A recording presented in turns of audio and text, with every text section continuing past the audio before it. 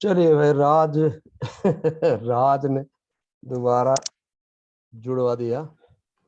तो हम तो यहाँ से बंद करके अभी है एक अभी। यहाँ पे पॉलिटिकल साइंस की सेमिनार चल रही है, तो खैर कोई बात नहीं, अभी वो वहाँ पे 2:30 बजे जाना। आपको बताया नहीं, आपने अपने आप आज 10 बजे कर दिया, तो ये हमारे भी फेवर में हो गया। वहाँ 2:30 बजे है आज, उनके उसमें जाना है अभी।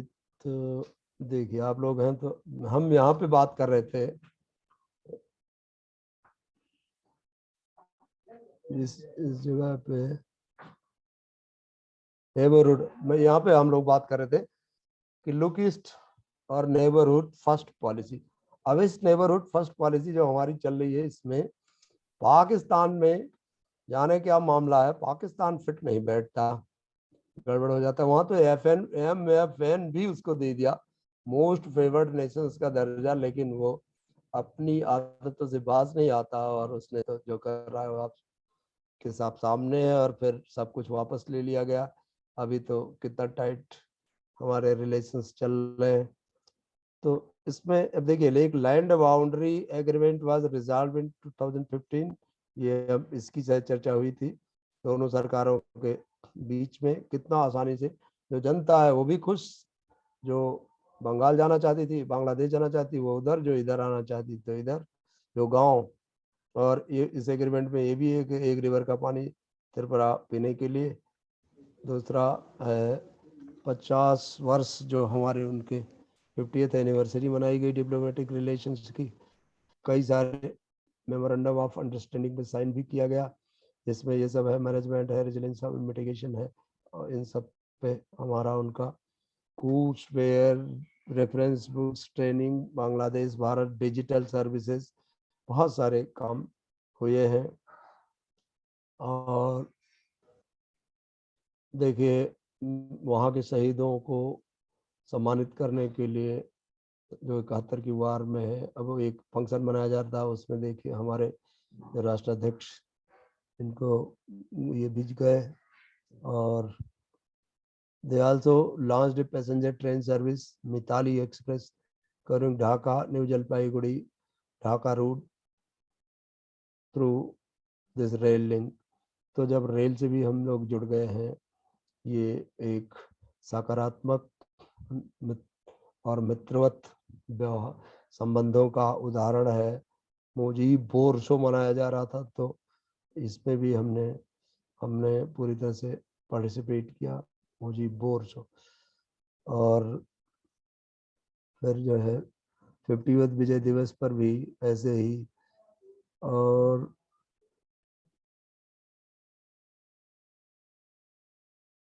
एक बात यहाँ है, scholarship scheme for a period of 5 years and a replica of 1971 era MiG-21 aircraft was handed over by president of India and the president to the president of Bangladesh. हमारे राष्ट्रपति महोदय वहाँ पे जब विद्यमान थे अभी इसी दिसंबर में, तो ये भी उनको गिफ्ट किया गया मित्रता का एक सिंबल के रूप में, फ्रेंडशिप की एक तो अब ये सब क्या है, इंडिया नेबरहुड पॉलिसी और एक्ट ईस्ट पॉलिसी के तहत ये सब चल रहा है। Challenges faced by India Bangladesh, Teesta water issue था। As per national register of citizens, about 1.9 million people have been left out of Assam and are being labeled as illegal migrants from Bangladesh। अब बांग्लादेश से बहुत सारे लोग शरणार्थी भागे हुए आए हुए हैं और असम में है, तो वहाँ जो रजिस्टर बनाया गया उसमें इनका नाम नहीं है, वो एक समस्या है। और इनका ये 19 लाख की संख्या इनकी आ रही है, ये एक पेचीदा प्रश्न बना हुआ है। और तो ये तो था ही था, तब तक बाद में कोड की स्थिति रोहिंग्या वाली जो एक दूसरी इवेंट है इसने बना दी। रोहिंग्या बांग्लादेश आते हैं, बांग्लादेश से बड़े आसान से छोटी छोटी नौकाओं और पानी के जुगाड़ बना करके तैर करके वो चले आते हैं, और हमारे लिए ऐसे सिरदर्द हो गए हैं कि इस समय तो रोहिंग्या कई जगह आतंकी उनको इस्तेमाल करने लगे हैं पैसे दे करके, कि रोहिंग्या सफल होगा तो इंडिया का नुकसान करेगा, मारा जाएगा तो रोहिंग्या मारा जाएगा। पर रोहिंग्यास एक सिरदर्द हो गया, थ्रू बांग्लादेश ही आ रहा है। दोनों देशों के बीच में बातचीत है कि भाई इनको रोका जाए। कुछ संबंध बांग्लादेश के वहाँ पे रेड टेपिज्म जो होता है ना, कि ऑफिसर लोग कामों को अड़ंगा लगाते हैं, देर लगाते हैं, उसके नाते भी लेट निष्कर्ष निकलते हैं। ये है कि सार्क, बिम्स्टेक और पीबीआईएन और कोविड-19 इन सभी मुद्दों पर हम एक दूसरे को जबरदस्त सहयोग कर रहे हैं। यहाँ तक कि तुरंत जैसे पाकिस्तान में सार्क होना था, इंडिया ने बहिष्कार किया, बांग्लादेश ने भी कर दिया और सार्क ही कैंसिल हो गई। तो इसका मतलब है कि वो हमारे पक्ष में, जब तक फिलहाल ये सरकार ये वाली वहाँ अवामी लीग की चल रही, तब तक तो है ही है। ये एक आंकड़ा यहाँ लिखा गया है कि जनवरी मार्च अप्रैल 2021 में 225.928 लाख कोविड डोजेस दिए गए हैं। तो ऐसे अनवरत है, और कोऑपरेशन के और तमाम सारे आदान प्रदान, एक्सपोर्ट इम्पोर्ट के है, जिसको बना सकते हैं किसी पर्टिकुलर फील्ड का। खाली इकोनॉमिक्स का भी आदमी हो सकता है, सोशियोलॉजी का भी हो सकता, किसी, ये जो रोहिंग्या का प्रकरण डिफेंस स्ट्रेटेजिक स्टडीज का हो जाएगा, और इसी तरह से सार्क, बिम्स्टेक, बीबीआईएन को लेकर के भी कर सकते हैं, तो ये भी हो जाएगा। यूनाइटेड नेशंस में सिक्योरिटी इशू जो काउंसिल में परमानेंट मेंबर बनने की बात है, उसको लेकर के भी आप स्टडी कर सकते हैं। तो बहुत सारे इसके एस्पेक्ट्स, बहुत सारे पक्ष हो सकते हैं जो आपके शोध का विषय बन सकते हैं। तो मेरे ख्याल से बहुत संक्षेप में ही बात हुई है, लेकिन इस तरह से अपनी बात आपको का जितना मैडम ने हमको सप्लाई किया था वो 6 थे। 7 देश हमारे पड़ोसी हैं, 6 हो गए। भूटान कोई बात ही नहीं, भूटान ही छूटा है, बाकी से पर बात हो गई। अब आप बताइए, क्या कुछ बात और करना चाहते, बताइए।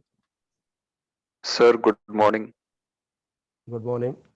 सर मेरा नाम अवनीश पांडे है और सर जी पंडित रिसर्च जी। मेथड रिसर्च मेथडोलॉजी से सर एक दो क्वेश्चंस आपसे पूछने थे। हाँ बिल्कुल, पूछिए। सर जैसे कि कल आपने हिस्टोरिकल रिसर्च के बारे में बताया था और हम्म। उसके बारे में आपने कई सारे सेक्शंस एक्सप्लेन किए थे कि युद्ध की जी जी। संरचना में या उसके इवोल्यूशन में हम किस तरीके से हिस्टोरिकल रिसर्च का प्रयोग हाँ करते हाँ हैं। हाँ हाँ। जी सर जी। वहां पर एक पॉइंट आपने मेंशन किया था इंटर स्टेट रिलेशंस का, जैसे किसी दूसरे स्टेट के साथ जी। इंडिया के रिलेशंस हैं हाँ तो हाँ वहां पर हाँ भी हाँ। हम हिस्टोरिकल रिसर्च का प्रयोग करते हैं।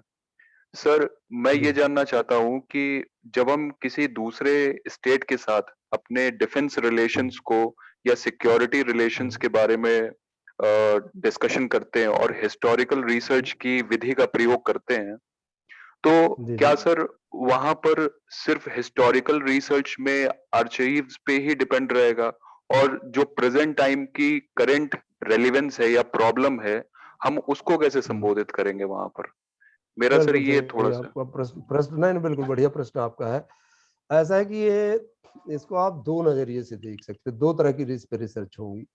एक तो होगा जैसे आपने समझा कि हिस्टोरिकल आर्काइव्स पे निर्भर करते हुए हिस्टोरिकल पीरियड के ही किसी इवेंट या रिलेशंस को एनालाइज करना। एक तो ये हो जाएगा। एक उदाहरण के लिए मान लीजिए सिंधु सभ्यता के काल में हमारी जो सिक्योरिटी की कंडीशन है, तब खैर जो भी था, मतलब अब आप तो ये भी कह सकते हैं, हम लोग ये भी समझ सकते हैं कि इंडिया एज ए होल जैसा वर्तमान में ऐसा रहा होगा कि नहीं रहा होगा, वो एक अलग पक्ष है। लेकिन मान लीजिए इतने पुराने में जाते, फॉर एग्जाम्पल है कि उस समय जहाँ जहाँ रिवर वैली सिविलाइजेशंस थी, जैसे चाइना है, मेसोपोटामिया है और इंडिया है, तो क्या इनमें इंटरनेशनल इंटर रिलेशंस थे क्या, नहीं थे? अगर रहे तो एक तरह का आप ये पढ़ सकते हैं, उस समय ऐसे ऐसे ऐसे इन क्षेत्रों में व्यापार होता था, एक दूसरे के यहाँ आते जाते थे, खान पान कितना प्रभावित था, कितना मिलता जुलता था। तो ये तो उसी काल के बारे में एक आपकी थीसिस बन जाएगी। दूसरा ये है कि अगर आप हिस्टोरिकल का इस्तेमाल करते हैं और उतना ज़्यादा पुराना नहीं, इधर मेडिवल पीरियड या एंशियंट को भी लेते हैं, तो एंशियंट को मेडिवल से कोरिलेट करेंगे और उस मेडिवल से अब आके यहाँ कोरिलेट करेंगे। तब आपका जो मॉडर्न आपका जो कनेक्शन है किसी भी पर्टिकुलर सेट कंट्री से, वो भी इंटरप्रिटेशन उसका भी हो जाएगा। आप उसको उसको भी लेंगे, उसके जी आधार पर वो एक आधार होगा, उस आधार पर आप एक पिलर खड़ा करेंगे मेडिवल पीरियड को लेकर के। अब वो पिलर भी क्या उस आधार के अकॉर्डिंग उसको एक्सेप्ट कर रहा है, आधार, या आधार कहता है कि भाई तुम्हारा सेंटर यहाँ होना चाहिए और खिसक रहा है, और मान लीजिए वो भी फिक्स हो गया। अब उसके बाद जो मॉडर्न पीरियड है, मॉडर्न पीरियड में भी उस पर जो पैच लगना उसी आधार पर वो उसको सपोर्ट कर रहा है या अलग हो रहा है। अगर अलग हो रहा होगा तो आप इस तरह का भी एक विवेचन कर सकते हैं, बोल सकते हैं कि ये चूंकि एंशिएंट और मेडिवल पीरियड में बहुत कोहेसिव तरीके से जुड़ा हुआ था, जिसको अब ये साहब जो भी वर्तमान सरकार किसी भी देश के हैं ये उसको विखंडित कर रहे हैं, तो ये टिकाऊ नहीं होगा, ये फ्रेजाइल नेचर का होगा, आगे चल करके बिगड़ जाएगा। ये आपकी फाइंडिंग होगी, यही तो रिसर्च है। जी सर, और बताइए। इससे रिलेटेड ही है सर। जैसे सर कई सारी हाँ थीसिस हम लोग देखते हैं या पढ़ते हैं, तो उसमें बिल्कुल। सर बेसिकली ये दिखाया जाता है कि इंडिपेंडेंस के बाद से इन देशों के बीच में ये संबंध रहे हैं। तो एक तो ये जी हिस्टोरिकल पोर्शन हो गया। सर दूसरा जी ये जी। लिखा रहता है कि डिस्क्रिप्टिव एनालिटिकल अप्रोच। तो अभी सर ये मुझे थोड़ा-सा मैं इसमें कन्फ्यूज़ हो जाता हूँ कि नॉन हम्म। एक्सपेरिमेंटल मेथड्स की जब हम बात करते हैं तब वहाँ पे डिस्क्रिप्टिव जी वे की बात होती है, जिसमें कि एक जी एक्सप्लेनेटरी होता है और एक एक्सप्लोरेटरी होता है। तो जी। सर ये जो पॉइंट है डिस्क्रिप्टिव एनालिटिकल और हिस्टोरिकल अप्रोच भी हम ले रहे हैं, ये मिक्स्ड मेथड हम्म। रिसर्च की कैटेगरी में आ रहा है। लेकिन सर क्या हाँ हाँ। ये एंटायरली मतलब हिस्टोरिकल पार्ट पड़ जाएगा या फिर डिस्क्रिप्टिव बेस भी है, एनालिटिकल भी है? सर इस पे थोड़ा-सा प्रकाश डालिए।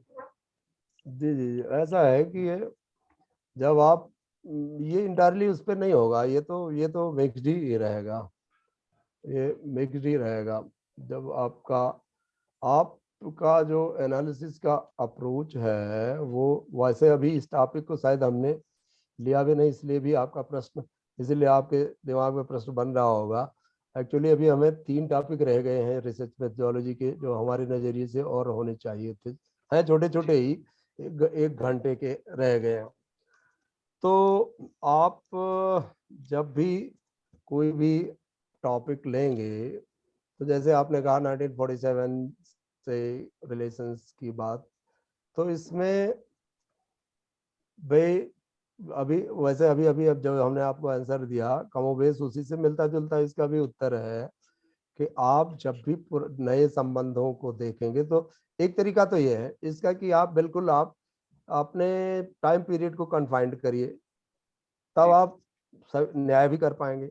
हमने आज ही सोशल उसमें रिसर्च मेथड्स में आपको बताई, प्रोसेस में भी बताई कि आपको कभी भी एम्बिग्विटी और बहुत वॉलमनस टॉपिक पर नहीं जाना चाहिए, एम्बिग्विटी नहीं बनानी चाहिए।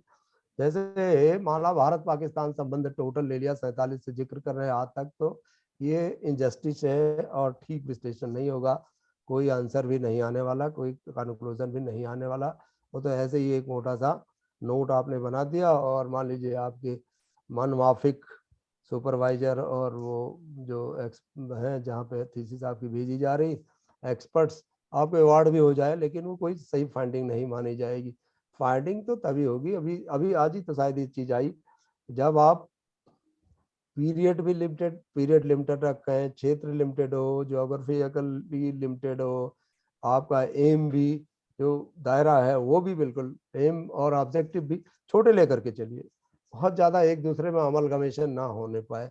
तो अमलगमेशन से बचने के लिए वो आप जो 47 की बात कर रहे हैं फिर आज की बात कर रहे हैं 47 को, तो ये तो जब क्लासेस में समझाने के लिए बच्चों को वो एक तरह से इंट्रोडक्शन जैसा तो है, लेकिन जब आप पर्टिकुलर किसी टॉपिक पे केवल शोध के लिए जा रहे हैं, तब तो आपको ये चाहिए कि आप एकदम से चाहे ज्योग्राफी तय कर दें, ज्योग्राफी तय कर, जैसे इंडिया पाकिस्तान का ही आपने जिक्र किया, इंडिया पाकिस्तान का ही है, तो हमने पहले वाले दिन आपको बताया था कि आप रण कक्ष या राजौरी पुंछ का जो इलाका है वो सियालकोट सरगोधा का जो इलाका, कुछ या तो इलाकाई चीजें सेट कर दें, या आप मान लीजिए एक जर्नल ही ऐसे ही पढ़ना चाहते हैं कि भाई उसका जो उत्तरी पश्चिमी पाकिस्तान का प्रोविंस है, उसको उसको पाकिस्तान से जुड़े रहने की टेस्टिंग, कौन से ऐसे एलिमेंट्स होते हैं जो किसी एक इलाके को दूसरे इलाके से जोड़े रहने के लिए सफिशिएंट होते हैं और नेसेसरी भी होते हैं।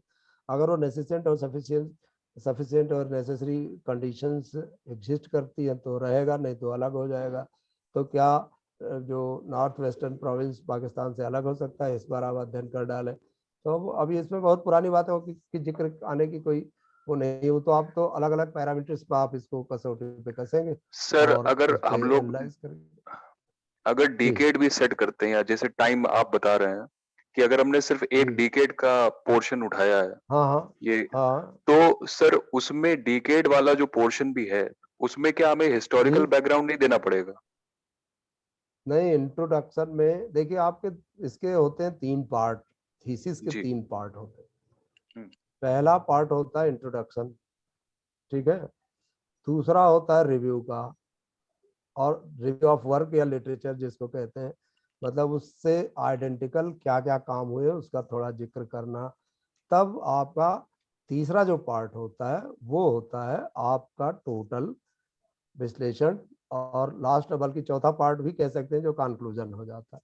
तो पहला दूसरा पार्ट तो आपको लिखना ही लिखना भाई, थीसिस राइटिंग भी एक इसमें रिसर्च मेथोडोलॉजी में आपको शायद पढ़ाया होगा, जो भी पहले के सर ने या मैडम ने पढ़ाया होगा, वो भी एक तरीका। अभी अभी अभी हमारा वो रह गया, अगर हमारा 60 मिनट एक दिन और मिल जाए तो हम आपको वो भी बताएं, प्लेजरिज्म, थीसिस राइटिंग, ये सब अभी छूट रहा है।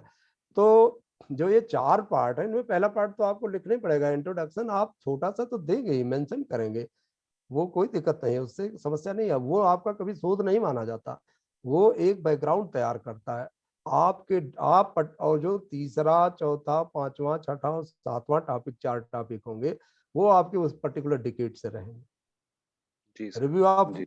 लिटरेचर वाले पे भी आपकी कुछ पुरानी बातें आएंगी, तो वो कहाँ आप नजरअंदाज कर सकते हो, वो तो रहेगा रहेगा। जी। भाई जैसे खाना, आपको अभी अभी पढ़ाई के बाद आप अभी लंच पे जाएंगे, तो उसके साथ जो हाथ पैर धोना और या स्नान करना या और कोई टाइट कपड़े उतार कर आराम से बैठना, ये सब तो स्वभावतः आता है। खाना खाना ये तो ये मेन काम है, लेकिन उसके उससे जुड़ी हुई और भी तो बातें रहती है, वो तो करना ही करना है, वो ऑब्वियस होते हैं। जी। तो इंट्रोडक्शन तो आपको देना ही पड़ेगा, उससे उससे आप बच नहीं सकते। और इंट्रोडक्शन को कोरिलेट करना आपने से ना, स्टार्ट करिए कहीं से भी, बिगनिंग से या हम्म, किसी बड़े फैक्टर से जो आपकी हाइपोथेसिस को बल दे रहा हो, तो वहां से उसको कोरिलेट करके फिर आप तीसरे चौथे पांचवें छठे सातवें कम से कम 4 या मिनिमम 3 टॉपिक पे आप अपनी बातों को रखिए, वो अपने डिकेट का। जी। Thank you sir. Thank you और कोई प्रश्न?